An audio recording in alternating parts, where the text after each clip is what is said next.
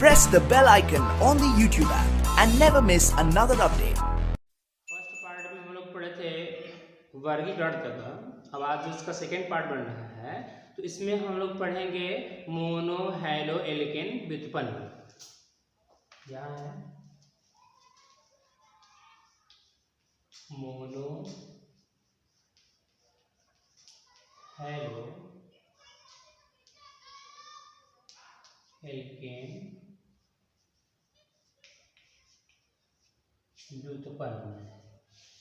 तो इसमें सबसे पहले हमें पढ़ना क्या है, इसका नामकरण।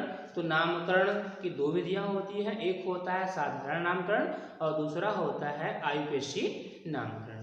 तो यहाँ देखेंगे हम, इसमें फर्स्ट जो आएगा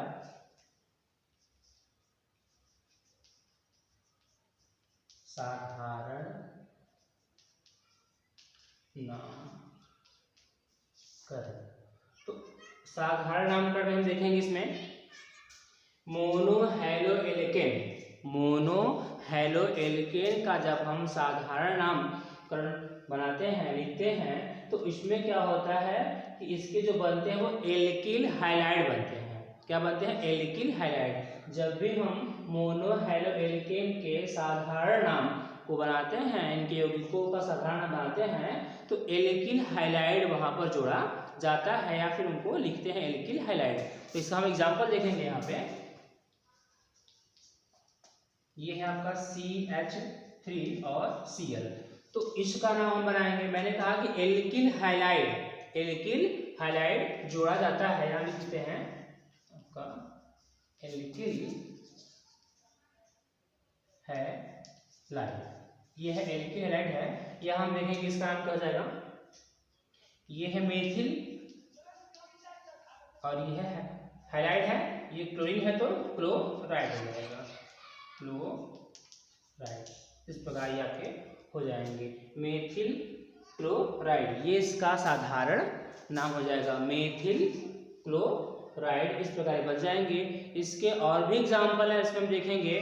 तो देखिए CH3, CH2 और Cl। जब हम इनका नाम बनाते हैं तो ये क्या है आपके हैं, ये मेथिल था, दो कार्बन है तो एथिल हो जाएंगे। इसका नाम हो जाएगा एथिल क्लोराइड। इसका हो जाएगा एथिल क्लोराइड हो जाएंगे। तो इस प्रकार हम मोनो का मतलब होता है एक और हैलो का मतलब होता है हाइलाइट, जिनमें एक हाइलाइट होते हैं। तो आप देख रहे हैं यहाँ पर एक हाइलाइट है, यहाँ पर एक हाइलाइट है। तो इनका जब हम नाम बनाते हैं तो नाम बनाते हैं एल्किल हाइलाइड से लिखते हैं। तो ये आपका CH3Cl है तो मेथिल क्लोराइड, और CH2Cl है तो यहाँ पर एथिल क्लोराइड हो जाते हैं। इनके अलावा और भी एग्जाम्पल देखते हैं।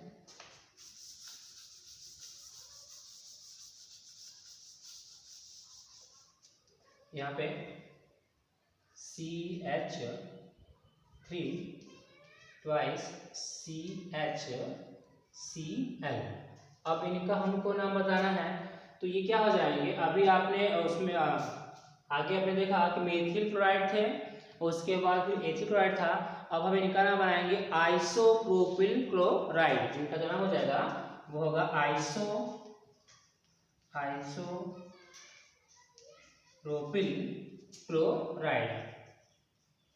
क्लोराइड।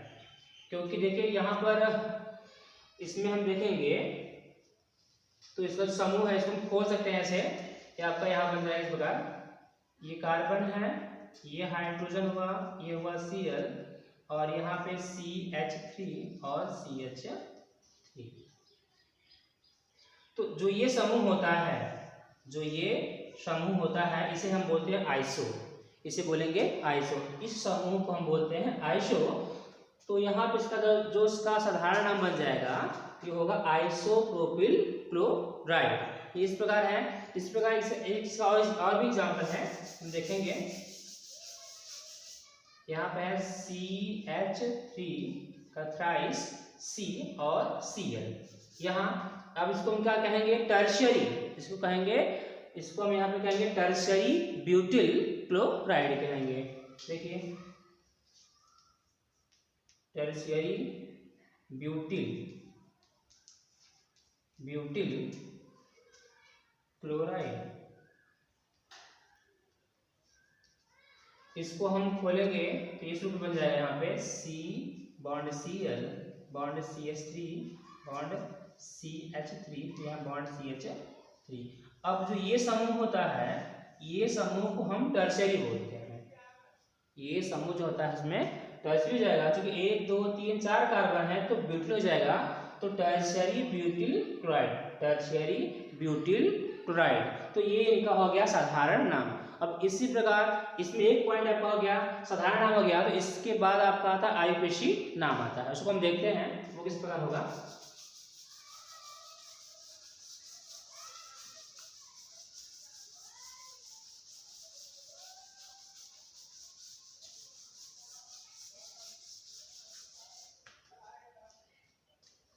दूसरा है IUPAC नामकरण। ये हो गया IUPAC नामकरण। तो इसमें आप देख रहे हैं कि IUPAC,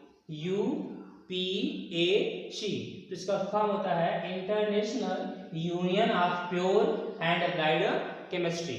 international union of pure and applied chemistry. अब हम इनके अनुसार मोनोहैलोएल्केन का नामकरण करते हैं। तो यहाँ पर हम देखेंगे सबसे पहले एक हम इसमें वो फार्मूला बना लेते हैं कि हमें इसमें क्या और कैसे करना होता है, उसके बाद आपको एग्जाम्पल दिखाते हैं। तो यहाँ पे सबसे पहले लिखते हैं इनका नाम साधारण, यहाँ लिखेंगे सामान्य सूत्र।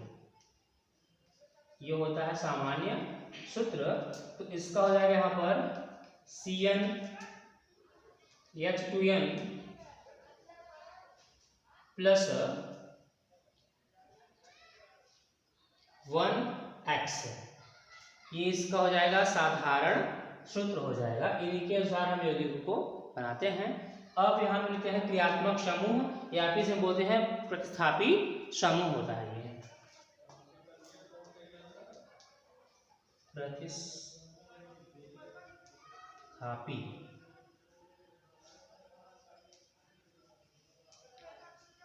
समूह होते हैं। तो यहाँ होता है बॉन्ड X, ये बॉन्ड X, इसके अंतर्गत आते हैं आपका फ्लोरीन, क्लोरीन, ब्रोमीन, आयोडीन, एस्टेटीन, ये सब आते हैं। इनकी जगह हम इनका प्रयोग करते हैं, इनको लिखते हैं, ये सब हाईलाइट होते हैं। अब ये हो गया सामान्य सूत्र हो गया, और ये हो गया प्रतिस्थापी समूह हो गया। अब इसके बाद इसमें आता है पूर्व लग्न। इसमें आता है पूर्व लग्न। पूर्व लग्न का मतलब होता है कि आगे जुड़ना। तो यहाँ हो जाएगा, हम इसको लिखते हैं हेलो। पूर्व लग्न में इसको हम हेलो ऐसे लिखेंगे, उसमें हम हेलो जोड़ देते हैं। फिर इसमें आपका आता है आगे अंकन आता है। अंकन मतलब हम यौगिकों का अंकन कहाँ से करेंगे ये देखते हैं। तो हम यहाँ पे लिखेंगे अंकन में कि अंकन वहां से करते हैं, अंकन वहां से करते हैं जहां से क्रियात्मक समूह, या फिर ये इसे बोलेंगे क्रियात्मक समूह या फिर प्रतिस्थापी समूह। ठीक है, तो जहां से प्रतिस्थापी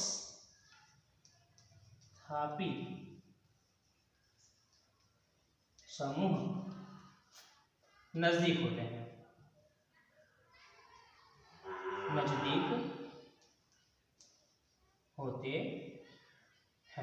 इस प्रकार अंकन वहां से करते हैं, जहां से प्रतिस्थापी समूह नजदीक होते हैं। अब इनका आयुपेशी नाम कैसे बनाते हैं वो देखेंगे। IUPAC शी नाम, ये हो गया। तो हम क्या करेंगे, इसमें लिखते हैं हेलो पहले, halo plus alkene, halo plus alkene is equal to यहां बन जाता है आपका हेलो एल्केन, हेलो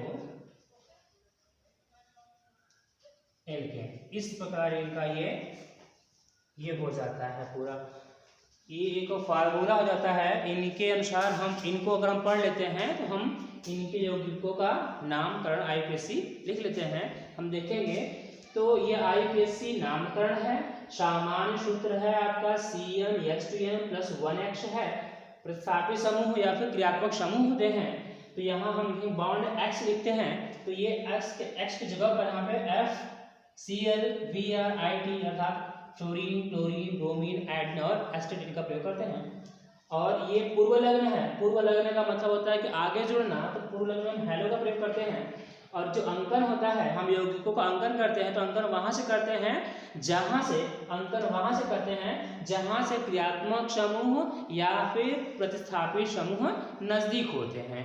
अब हम उनका आईयूपीएससी नाम किसे कहते हैं, यह आईयूपीएससी नाम, तो यहाँ से लिखेंगे ये होता है हेलो, इसमें halo plus alkene is equal to halo alkane. तो इस प्रकार हम इनका आईयूपीएससी नाम बना सकते हैं। तो इसको आप लोग पहले नोट कर लीजिएगा और उसके बाद इसको याद करिएगा, तब जाके आप इसका नामकरण कर सकते हैं।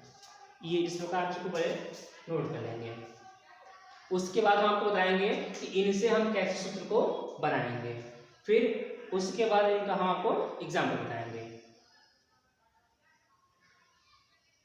हाँ, तो आगे देखिए,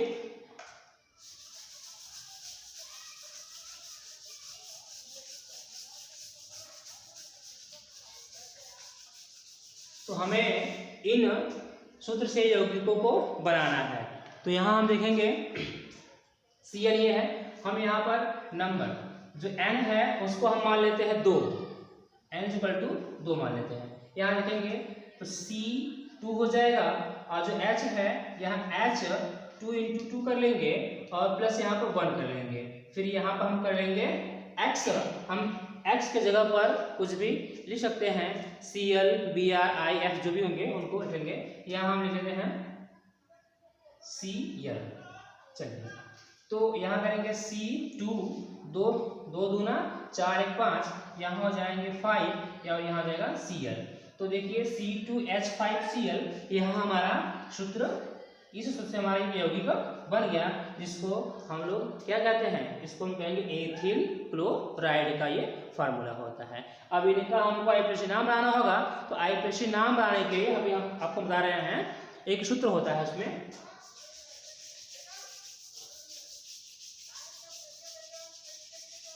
आप जो है इस सूत्र को आप कहीं नोट कर लीजिएगा ताकि आपको बाद में कोई दिक्कत ना हो।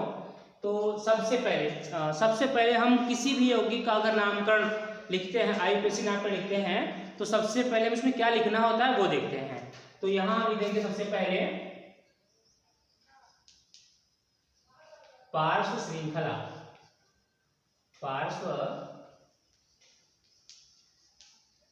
श्रृंखला, ये सबसे पहले हम लिखेंगे पार्श्व श्रृंखला। उसके बाद यहां हम इसमें ऐड करेंगे जनक श्रृंखला,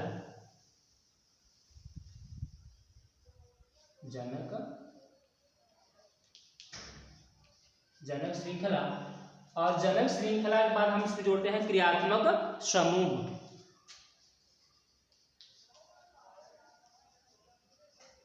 क्रियात्मक समूह। अगर उसमें क्रियात्मक समूह नहीं है तो वहां क्या हो सकता है, या करके इनके जगह हो सकता है एन हो सकता है, या फिर एन के बाद अगर ये भी नहीं है तो वहां इन हो सकता है। अगर ये भी नहीं है तो वहां आपका हो जाएगा आइन। एन का मतलब होता है सिंगल बॉन्ड और इन का मतलब होता है डबल बॉन्ड और आइन का मतलब होता है ट्रिपल बॉन्ड। तो ये फार्मूला होता है, आप इस फार्मूले को नोट कर लीजिएगा।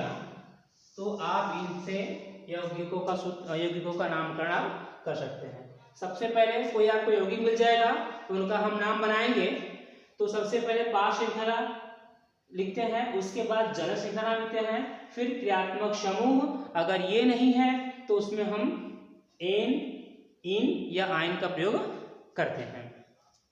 और पाश श्रृंखला में भी देखेंगे कि जो alphabet A B C D, जिस प्रकार ये अल्फाबेट होते हैं उस प्रकार जो भी इसमें आएंगे, एथिल मेथिल प्रोपिल जो भी आता है तो अल्फाबेट के अनुसार ही उनको हम लिखेंगे। अगर इसमें एथिल मेथिल प्रोपिल सब है तो सबसे पहले हम एथिल का नाम लिखेंगे, जो भी आएगा ए बी सी डी में उसी प्रकार उसको हम इसमें नोट करेंगे। फिर उसमें हम जोड़ेंगे जनक श्रृंखला, फिर जोड़ेंगे क्रियात्मक समूह, अगर है तो, और नहीं है तो इन सब का प्रयोग जो भी इसमें रहेगा हम कर लेंगे। अब हम देखेंगे अपना टॉपिक जो है मोनो हैलो एल्केन का जो आईपीसी नाम पढ़ रहे हैं उनको देखेंगे। ये आप फार्मूले को नोट कर सकते हैं वहां से, शायद नोट हो गया होगा। अब देखते हैं एग्जांपल।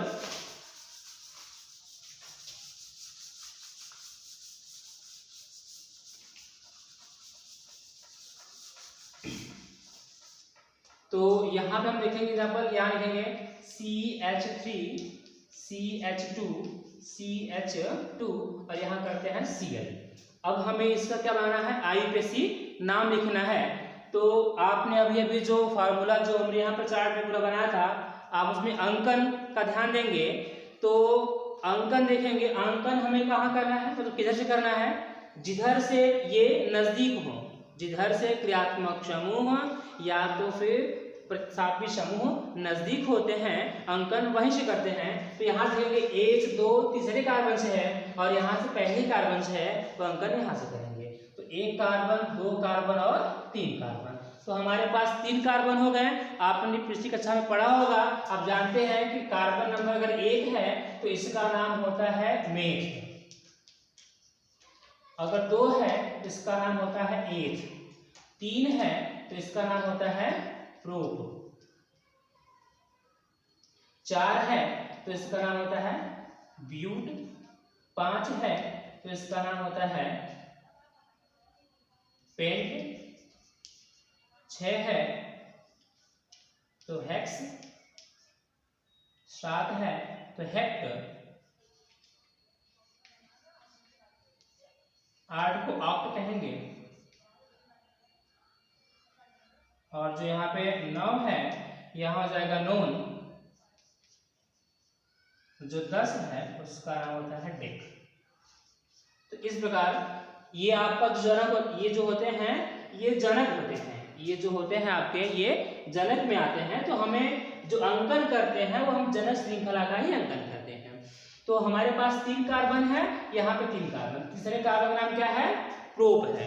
तो हम यहाँ लिखेंगे 1 2 3 कार्बन, इनका नाम प्रोप है। और जो हमारा ये है ये क्या है, हेलो, अर्थात ये क्या है, क्लोरीन है तो क्लोरो हो जाएगा। और आपने आगे इसमें पढ़ा भी है, देखा भी है इसमें कि पहले आईपीसी नाम बनाते समय तो हम क्या लिखते हैं, पहले हेलो और हेलो में एल्केन को जोड़ते हैं। तो ये आपका क्या है, प्रोप है तो प्रोपेन है, सब में सिंगल बॉन्ड है तो प्रोपेन एन लगा हुआ प्रोपेन है, ये आपका क्लोरो हो जाएगा। तो हम करेंगे यहाँ पे क्लोरो, क्लोरो प्रोपेन, प्रोपेन। ये कौन से कार्बन से है, नंबर 1 कार्बन से। यहाँ हम कर लेंगे 1 क्लोरो प्रोपेन। तो इस प्रकार हम इसका आईपीसी नाम कर सकते हैं। इनके अलावा इसके और भी एग्जाम्पल हैं, देखते हैं यहाँ पे CH3 CH2 और CH2 फिर CH3। यहाँ हम कर लेते हैं आपका Cl, यहाँ करेंगे Cl। तो अब हमें इनका नाम बताना है, तो वही देखेंगे कि जिधर से ये Cl नजदीक होगा अंकन वहां से करेंगे। तो और ध्यान ये भी देंगे कि हमको लंबी श्रृंखला भी चाहिए, ऐसा नहीं कि हम यहाँ देखेंगे तो यहाँ करेंगे 1 2 3, ऐसा नहीं करना है। तो हमें जनक को भी लंबा देखना है, जो जनक कार्बन है उनको भी हमको लंबा देखना है कि हमारा कितना लंबा जा रहा है। जहां तक संभव है वहां तक जाएंगे, अगर संभव नहीं है तो नहीं जाएंगे। हम देखेंगे यहाँ पे, तो यहाँ से 1 2 3 1 2 3 तीसरे कार्बन लगे हुए हैं। फिर यहाँ से देखेंगे 1 और 2, तो यहाँ से 1 2 3 4, तो ये दूसरे कार्बन लगे हुए हैं, लेकिन हमें क्या मिल रहा है, जनक हमारे 4 मिल रहे हैं, और यहाँ से 1 2 3 3 मिल रहे हैं, तो ये संभव नहीं है। तो संभव यहाँ से है 1 2 3 4 कार्बन, तो 1 कार्बन 2 कार्बन 3 कार्बन और 4 कार्बन देख लेंगे। तो हमारे पास 4 कार्बन, चौथे कार्बन का नाम क्या है, ब्यूट है, सब में सिंगल बॉन्ड एन लगेंगे, ब्यूटेन हो जाएगा। और हमारा क्लोरो है, ये सील है तो हो जाएंगे क्लोरो। यहाँ क्या करेंगे हम, ये कौन से कार्बन से है, नंबर 2 से है, यहाँ करेंगे 2 क्लोरो 4 कार्बन है तो ब्यूटेन कर लेंगे, 4 कार्बन ब्यूटेन। इस प्रकार आप इसका नाम कर सकते हैं। एग्जाम्पल आप ध्यान देखिएगा, आप जितना रिवीजन करेंगे, जितना आप एग्जाम्पल करेंगे, उतना ही आपको आएगा। अगर आप बस देखकर छोड़ देंगे कि आपको आ गया तो नहीं आएगा। आप इसको बार बार लिख करके प्रैक्टिस कीजिए तो आपको नाम लिखने आ जाएगा। हम और भी देखेंगे, एग्जाम्पल्स भी लिखेंगे।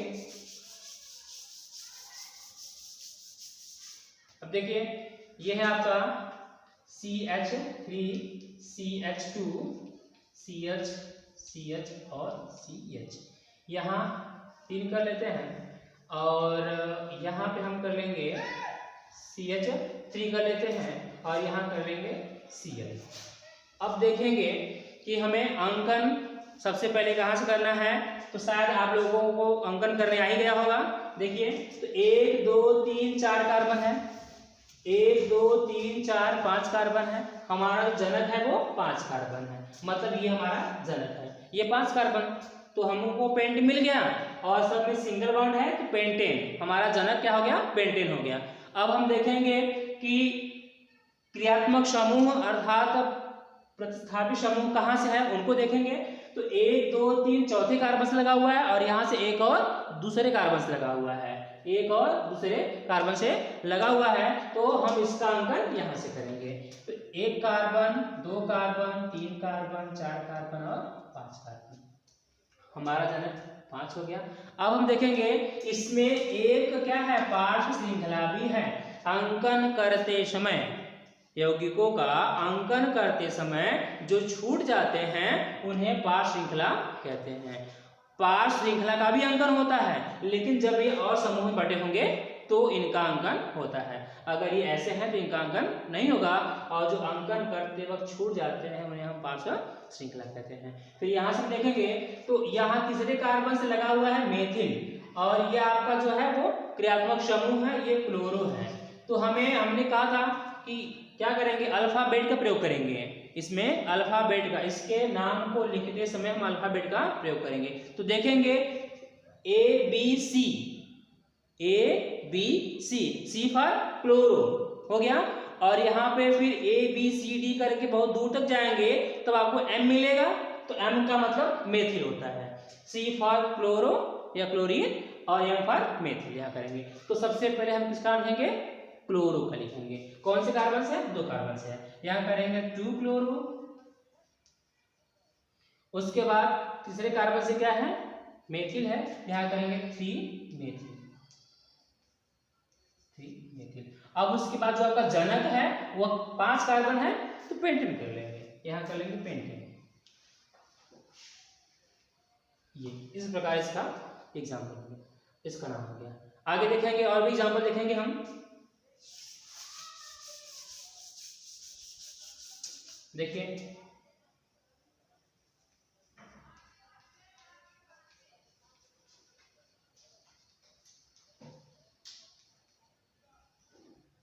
चलिए इस बार हम लेते हैं Br ले लेंगे ना, और यहां करते हैं C2H5 और C2H5। ये अब हम इनको देखेंगे, इनका नाम लिखेंगे। देखिए 1 2 3 4 5, 1 2 3 4 5, यहाँ पे 2 कार्बन है ना, 4 5, इन दोनों को, इसको हम इस रूप में कर सकते हैं। जो C2H5 है उन्हें हम CH2 CH3 के रूप में लिख सकते हैं यहाँ पे। तो दोनों सेम है, तो हम 1 2 3 4 5 यहाँ आ जाए, या फिर 1 2 3 4 5 यहाँ आ जाए, या फिर 1 2 3 4 5 यहाँ आ जाए। हम कहीं भी अंकन करके वहां तक जा सकते हैं, क्योंकि हमारे पास 5 ही हमारा जो जनक है। तो अंकर हम यहाँ से करेंगे क्योंकि ये क्या है नजदीक, Br यहाँ से नजदीक है तो अंकर यहाँ से करेंगे। 1 कार्बन 2 कार्बन 3 कार्बन 4 कार्बन और 5 कार्बन। तो देखिए 1 carbon 2 carbon 3 carbon 4 carbon 5 carbon हमारा जनक हो गया पेंट, 5 कार्बन के हो गए हैं। अब हम देखेंगे कि हमें सबसे पहले किसका नाम लिखना है। ये बी है, क्या है ये ब्रोमीन है, तो इसका नाम बी से आता है, तो ए बी सबसे पहले इसको लिखेंगे, इसका नाम हो जाएगा 2 ब्रोमो। दूसरे कार्बन से है तो 2 ब्रोमो हो जाएगा, यहां करेंगे 2 ब्रोमो, 2 ब्रोमो। उसके बाद तीसरे कार्बन से आपका क्या है एथिल है, फिर तीसरे कार्बन से एथिल है। हम ये क्या करेंगे, हम ये ऐसे करेंगे 3 एथिल फिर 3 एथिल, ऐसा कर सकते हैं 3 एथिल 3 एथिल, लेकिन नाम दोनों सेम है और दोनों एक ही अंक पे हैं, हम दोनों को साथ में लिखेंगे इस प्रकार कर देंगे। यहाँ पे हम 3 3 3 एक बार इसके लिए एक बार इसके लिए 3 3, ये 2 बार है तो डाई कर लेंगे 3 3 डाई, 3 3 डाई। नाम इसका एथिल है, यहाँ कर लेंगे एथिल 3 3 डाई एथिल। 5 कार्बन है, हम यहां कर लेंगे पेंटेन, पेंटेन। इस प्रकार हम मोनो हेलोएल्केन का नाम IUPAC नामकरण कर सकते हैं। तो जहां तक मुझे उम्मीद है कि आप लोगों को ये नामकरण अच्छे से समझ में आ गया होगा। इनके अलावा कुछ ऐसे एग्जाम्पल्स होते हैं जो थोड़ा टफ होते हैं, अगर आपको वो नहीं आता है तो आप मुझे कमेंट बॉक्स में कमेंट करिए, उसको वहां पर लिख कर सेंड करिए, तो हम आपको उसको फिर से बताएंगे कि इसका कैसे होगा। बाकी ये चीज़ें आप एग्जाम्पल जितना भी आपके बुक में नोटबुक में जो भी एग्जाम्पल्स होंगे आप उनको करिए, और जब वो नहीं आते हैं तो आप उसको फिर से मुझसे पूछ सकते हैं और हम आपको फिर से बताएंगे। ये पूरा इस प्रकार है। इसमें जो आपको नेक्स्ट टॉपिक पढ़ना है, इसमें आपका एल्किल हाइलाइडों में समावयता पढ़ना है। देखेंगे हम लोग यहाँ पे एल्किल हाइलाइडों में समावयता।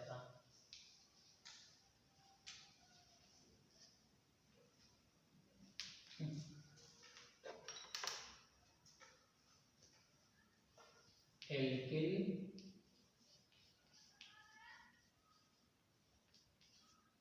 हाइलाइडों में समावयवता। तो इसमें इस चैप्टर के अंतर्गत आपको एल्किल हाइलाइडों में समावयता के अंतर्गत पढ़ना है। इसमें आपका होता है स्थान समावयता पढ़ना होता है, श्रृंखला समावयता और प्रकाशिक, 3 पढ़ने होते हैं। तो इसमें हम देखेंगे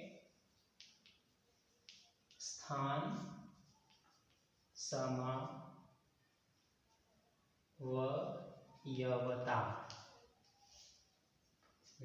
दूसरा आपका पढ़ना है श्रृंखला समावयवता। और तीसरा पढ़ना है प्रकाशिक समावयवता,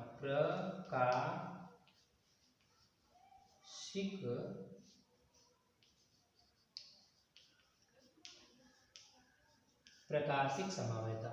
तो एल्किल हाइलाइडों में समावयता जो आपको पढ़ने हैं, इसमें आपका पहला है स्थान समावयता, दूसरा है श्रृंखला समावयता और तीसरा है आपका प्रकाशिक समावयवता।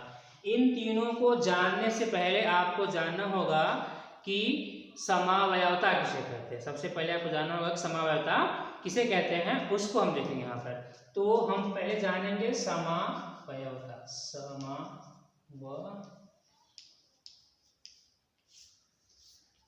पहले हम इसको जान लेंगे कि समावयवता किसे कहते हैं। तो इनकी जो परिभाषा होगी वो इस प्रकार होगी कि वे यौगिक जिनके अणुसूत्र समान होते हैं, वे यौगिक जिनके अणुसूत्र समान होते हैं परंतु उसमें उपस्थित समूहों की व्यवस्था भिन्न भिन्न होती है। जैसे देख लेंगे हम लोग कि वे यौगिक जिनके अणुसूत्र समान होते हैं परंतु उसमें उपस्थित समूहों की व्यवस्था भिन्न भिन्न होती है, जिससे उनके गुण भी भिन्न भिन्न होते हैं। वे एक दूसरे के समावयवी कहलाते हैं और इस गुण को हम समावयवता कहते हैं। एक बार हम इसको फिर से देख लेंगे। समावयवता की जो परिभाषा होती है क्या होती है कि वे यौगिक जिनके अणुसूत्र समान होते हैं, वे यौगिक जिनके अणुसूत्र समान होते हैं परंतु उसमें उपस्थित समूहों की जो व्यवस्था होती है वो भिन्न भिन्न होती है, जिससे उनके गुण भिन्न भिन्न होते हैं। मतलब कि समूहों की व्यवस्था भिन्न भिन्न होने के कारण उनके गुण भी भिन्न भिन्न हो जाते हैं और वे एक दूसरे के समावयवी होते हैं और हम इस पूरी घटना को हम समावयवता कहते हैं। आपको परिभाषा समझ में आ गई? तो फिर से एक बार हम इसको डिफाइन करेंगे। आप देखिएगा कि वे यौगिक जिनके अणुसूत्र तो समान होते हैं, वे यौगिक जिनके अणुसूत्र तो समान होते हैं परंतु उनमें उपस्थित समूहों की जो व्यवस्था होती है वो भिन्न भिन्न होती है और समूहों की व्यवस्था भिन्न भिन्न होने के कारण उनके गुण भी भिन्न भिन्न होते हैं और वे एक दूसरे के समावयवी होते हैं। इस पूरी घटना को हम समावयवता कहते हैं। तो आप इसको समझ गए होंगे कि समावयवता किसे कहते हैं। इसमें आपको पढ़ना है एल्किल हैलाइडों में समावयवता में अब आपको पढ़ना है स्थान समावयवता। तो हम देखेंगे पहले कि स्थान समावयवता किसे कहते हैं, इनकी परिभाषा को हम जानेंगे इसमें। तो वे समावयवी जिनमें हाइड्रोजन परमाणु की स्थिति भिन्न भिन्न होती है, वे समावयवी जिनमें हाइड्रोजन परमाणु की स्थिति भिन्न भिन्न होती है उसे हम स्थान समावयवता कहते हैं। एक बार फिर से देख लेंगे हम इसको कि वे समावयवी जिनमें हाइड्रोजन परमाणु का जो स्थान होता है वो भिन्न भिन्न होता है उन्हें हम स्थान समावयवता कहेंगे। इसका हम एग्जांपल यहाँ पर देखेंगे। देखिए ये है आपका CH3 CH2 और CH2, फिर यहाँ कर लेंगे Cl। ये आपका जो एग्जांपल है CH3 CH2 CH2 Cl है। तो कह रहा है कि हाइड्रोजन परमाणु जो होते हैं इनके स्थान भिन्न भिन्न होते हैं। तो जब यौगिक में इनके स्थान भिन्न भिन्न होंगे तो अब उन्हें हम स्थान समावयवता कहेंगे। अभी यहाँ पे है, इनको चेंज कर लेंगे CH3, यहाँ पे करेंगे CH बॉन्ड CH3, फिर यहाँ कर लेंगे हम Cl। तो आप देखेंगे इनका जो स्थान है वो बदल गया, इनका जो स्थान है वो बदल गए हैं। तो इसलिए हम इन यौगिकों में हम इसका कहेंगे स्थान समावयवता कहेंगे। इन्हें हम यहाँ भी ला सकते थे, लेकिन यहाँ लिखेंगे या यहाँ लिखेंगे दोनों का नाम एक ही होता है, उनका नाम भी बदलना चाहिए। अब इनका जो नाम होता है हम क्या लिखते हैं, नाम 1-क्लोरो, क्या करेंगे 1-क्लोरोप्रोपेन है, प्रोपेन, इनका नाम 1-क्लोरोप्रोपेन है। तो अगर हम इस Cl को यहाँ भी लाएंगे तो भी इनका नाम वही हो जाएगा और इनका जो नाम देखेंगे हम क्या होगा, इनका नाम होगा 2-क्लोरोप्रोपेन, इनका नाम 2-क्लोरोप्रोपेन हो जाएगा। तो आप देख रहे हैं कि इनके नाम भी बदल जा रहे हैं। जब इनका स्थान बदल रहा है तो इनके नाम भी बदल जा रहे हैं। तो हम ऐसे एग्जाम्पल को, ऐसे उदाहरण को हम स्थान समावयवता कहेंगे। और इनमें स्थान समावयवता में या फिर स्थान समावयवता को दर्शाने के लिए जिस यौगिक में हम दर्शाएंगे उस यौगिक में कम से कम 3 कार्बन परमाणु होने चाहिए, उस यौगिक में कम से कम 3 कार्बन परमाणु होने चाहिए, तभी हम उसमें हम स्थान समावयवता दर्शा सकते हैं। इनसे कम होंगे तो हम उनको दर्शा नहीं सकते हैं। तो इस प्रकार ये आपका स्थान समावयवता की परिभाषा हो गई। और इसके दूसरा पढ़ना है श्रृंखला समावयवता। ये श्रृंखला समावयवता, तो इसकी हम जानेंगे परिभाषा क्या होती है श्रृंखला समावयवता की। तो वे समावयवी जिनमें हाइड्रोकार्बन की श्रृंखला भिन्न प्रकार से शाखित होती है, वे समावयवी जिनमें हाइड्रोकार्बन की श्रृंखला भिन्न प्रकार से शाखित होती है। फिर से देख लीजिएगा कि वे समावयवी जिनमें हाइड्रोकार्बन की श्रृंखला भिन्न प्रकार से शाखित होती है उन्हें हम श्रृंखला समावयवता कहते हैं। इसका हम एग्जाम्पल देखेंगे तो हम लेंगे 1 ब्रोमोब्यूटेन यहाँ पे, तो CH3 CH2 CH2 CH2 फिर यहाँ पर B और R। तो देखिए ये है आपका 1 2 3 4 1 ब्रोमोब्यूटेन है, यहाँ लिख देंगे 1 ब्रोमोब्यूटेन है। तो कह रहा है कि इनकी श्रृंखला है वही बदल जाती है, इसमें श्रृंखला बदल जाती है या भिन्न हो जाते हैं, उन्हें हम श्रृंखला समवायता कहेंगे। इनको हम बदलेंगे, देखते हैं। तो यहाँ पे आपका हो जाएगा, ये है CH, फिर हम यहाँ पे लिखेंगे CH3, ऐसे कर लेंगे। और यहाँ पे आपका हो जाएगा CH2BR। तो इनकी श्रृंखला ही बदलेगी इसमें, इसको ऐसे देखते हैं इस प्रकार से, CH3 तो 2 बचेंगे, ये करेंगे तो ये इस प्रकार हो जाएंगे। तो इनका जो नाम है, इनका नाम देखेंगे, इन्हें हम खोल के लिखेंगे, किस रूप में लिखेंगे, देखिए यहां लिखते हैं इसको,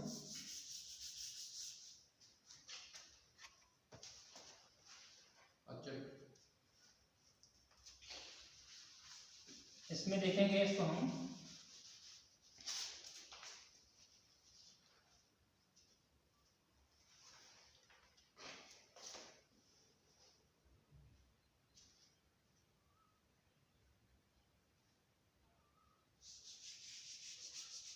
ये आपका इस रूप में होगा, देखिए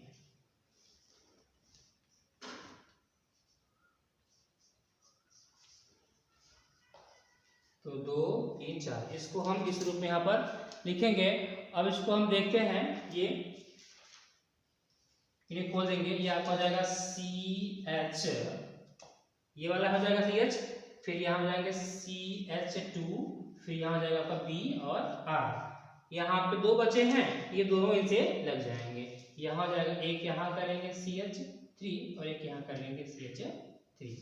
तो आप देखिए इनमें और इनमें क्या अंतर है, इनमें क्या अंतर है। ये आपका था 1 2 3 4 1 ब्रोमोब्यूटेन थे, और यहाँ देखेंगे 1 कार्बन 2 कार्बन और 3 कार्बन, तो ये आपका जो हो जा रहा है, यहाँ पे करेंगे 1 ब्रोमो, इसमें फिर आपका है, यहाँ पे देखेंगे 1 ब्रोमो के बाद दूसरे कार्बन से क्या है 2 मेथिल, 1 ब्रोमो 2 मेथिल, उसके बाद आपका प्रोपेन। तो आप देख रहे हैं कि इनकी श्रृंखला ही बदल जा रही है, इनकी श्रृंखला में भिन्नता आ जा रहा है। यहाँ पर 1 ब्रोमोब्यूटेन थे और इन्हीं को हमने चेंज कर दिया 1 ब्रोमो 2 मेथिल प्रोपेन में। तो इनका स्ट्रक्चर आप देखिए और इनका देखेंगे तो आपको दोनों में भिन्नता दिखाई देगी। तो हम इसे क्या कहेंगे, श्रृंखला समवायता कहेंगे। श्रृंखला समवायता को पूरा करने के लिए इनमें कम से कम 4 कार्बन परमाणु की आवश्यकता होती है। देखिए 1 2 3 4, इनमें कम से कम 4 कार्बन परमाणु की आवश्यकता होती है, तब इनमें हम इसको दिखा सकते हैं श्रृंखला समवायता। इसमें आपका आगे है प्रकाशिक समवायता या प्रकाश समवायता।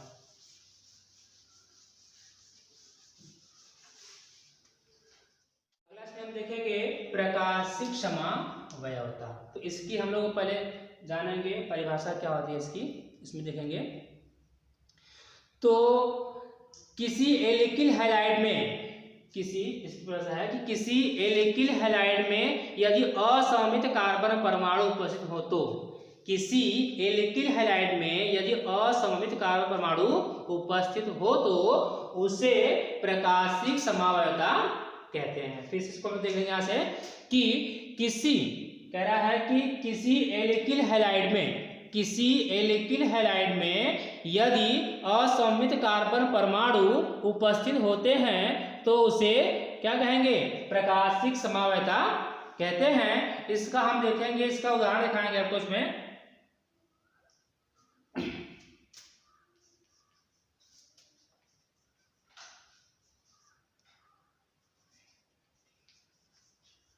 ये रहा, ये तो इसका हम प्रकाशिक समवायता करके हम उसमें दिखाएंगे। ये जो आपका है 2-क्लोरो-ब्यूटेन है, ये 2-क्लोरो-ब्यूटेन का उदाहरण है। इसमें हम देखेंगे प्रकाशिक समवायता। तो देखिए, ये है कार्बन और ये रहा आपका CH2 CH3। यहाँ करें या तो फिर इसको नीचे कर सकते हैं, थोड़ा सा इसको हटा लेंगे हम। देखिए फिर से लिखते इसको हम, CH3 CH CH और CH2 रहेगा यहाँ पे, फिर यहाँ पे 2, यहाँ पे C कर लेंगे, Cl कर लेंगे। तो ये कार्बन है और ये आपका, इसको हम ऐसे कर लेंगे, और ये आपका यहाँ हो जाएगा Cl, यहाँ कर लेंगे H, और आपका ये है CH3। तो इसमें हमको दिखाना है प्रकाशिक समवायता, इसमें हमको प्रकाशिक समवायता दिखाना है। हम बीच में लगा देंगे, मिरर लगा देंगे। तो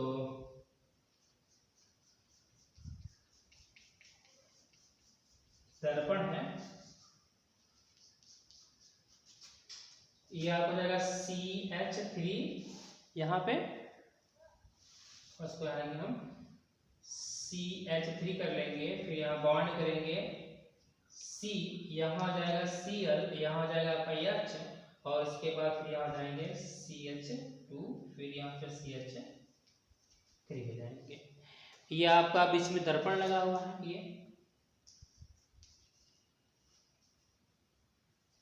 ये रहा, देखिए। तो आप इसको देखिए, ये प्रकाश समवायता है, ये इसको उदाहरण है। उसको हम बीच में वहाँ पे हम प्रकाश मतलब दर्पण वहाँ लगा दिए हैं। तो दर्पण के बाद उसमें देख सकते हैं जो इसमें इसका घुमाव है वो किस प्रकार है, देखिए।